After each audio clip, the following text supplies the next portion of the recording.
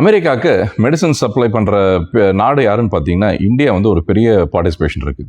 இப்போ Donald Trump எடுத்த ஒரு டெசிஷன் வந்து இந்தியன் ஃபார்மசி இண்டஸ்ட்ரியே வந்து பெருசாக வந்து இது அஃபெக்ட் ஆக போகிறது.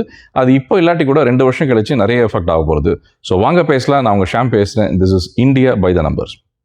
இந்த வாரம் ஒயிட் ஹவுஸில் வந்திருக்க ஒரு அனௌன்ஸ்மெண்ட் என்னன்னு பார்த்தீங்கன்னா இந்தியா ஃபார்மசி இண்டஸ்ட்ரிக்கு ஒரு பெரிய ஷாக். என்னன்னு பார்த்தீங்கன்னா ஜெனரிக் மெடிசன்ஸ்க்கு இருந்த டாரிஃப் எக்ஸம்ஷனை சடனாக கேன்சல் பண்ணியிருக்காரு டொனால்ட் ட்ரம்ப்.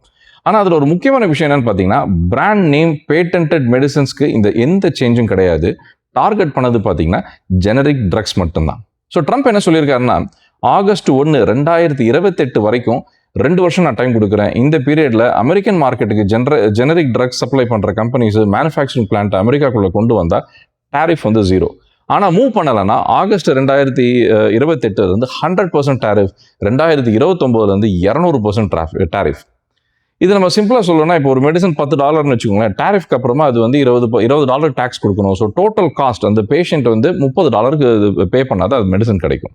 இப்போ இது இந்தியாவை எப்படி அஃபெக்ட் பண்ணணும்னு பார்த்தீங்கன்னா நம்ம இந்தியா இருக்கு இல்லையா, அமெரிக்காவில் யூஸ் பண்ணுற ஜெனரிக் மெடிசன்ஸ்க்கு கிட்டத்தட்ட 47% சப்ளை பண்ணுறாங்க. ஒரு வருஷத்துக்கு நீங்கள் பார்த்தீங்கன்னா $10 பில்லியன் ஒர்த் ஜெனரிக் மெடிசன்ஸ் அமெரிக்காவுக்கு எக்ஸ்போர்ட் பண்ணுறாங்க இந்தியா. அதுவும் முக்கியமாக இந்தியன் ஜெனரிக் மெடிசன்ஸ்னால அமெரிக்கன் ஹெல்த் கேர் சிஸ்டத்துக்கு வருஷத்துக்கு கிட்டத்தட்ட $200 பில்லியன் சேவ் ஆகுது. இப்போ என்னன்னா இந்தியன் மெடிசன்ஸ் பிராண்ட் மெடிசன்ஸ் விட 7-10 மடங்கு சீப்பு. அதனால தான் அமெரிக்காவில் இருக்கிற பேஷண்ட்ஸும் இன்சூரன்ஸ் கம்பெனிஸும் இவ்வளோ நாள் பெனிஃபிட் பண்ணிட்டு இருக்காங்க. இப்போ பிக்கஸ்ட் டைலம் என்னன்னு பார்த்தீங்கன்னா இந்தியன் ஃபார்மசூட்டிக்கல் கம்பெனிஸ் இருக்குல்ல, எது மாதிரி companies? Sun pharma, ரெடிஸ், Cipla, Lupin, அப்புறம் அரவிந்தோ, ஜைடஸ், இப்படி பெரிய இந்தியன் கம்பெனி ஃபார்மனி கம்பெனிஸ் இப்போ இவங்க ஆல்ரெடி வந்து யூஎஸ்ல வந்து they have a food print இவங்களுக்கு ஆல்ரெடி இப்போ இருக்கு. இப்போ இனிமேல் இது எப்படி எக்ஸ்பேண்ட் பண்ண போறாங்களா இல்லை டாரிஃப் வந்து கட்ட போறாங்களா? ஸோ அதுதான் நம்ம வந்து வெயிட் பண்ணி பார்க்கணும் இது என்ன நடக்க போறதுன்னு. பட் ஆனால் இதில் ஒரு பெரிய ஒரு இன்ட்ரெஸ்டிங் ட்விஸ்ட் என்னன்னா இது இப்போ 2 வருஷத்துக்கு கழிச்சு தான் வருது. அதுக்குள்ள வந்து ட்ரம்போட ஆட்சியும் முடிஞ்சிடும். ஸோ இப்போ வந்து இது வந்து he setting the path for the future president. So இப்போதைக்கு 2 வருஷத்துக்கு எந்த ஒரு இது ப்ராப்ளம் கிடையாது.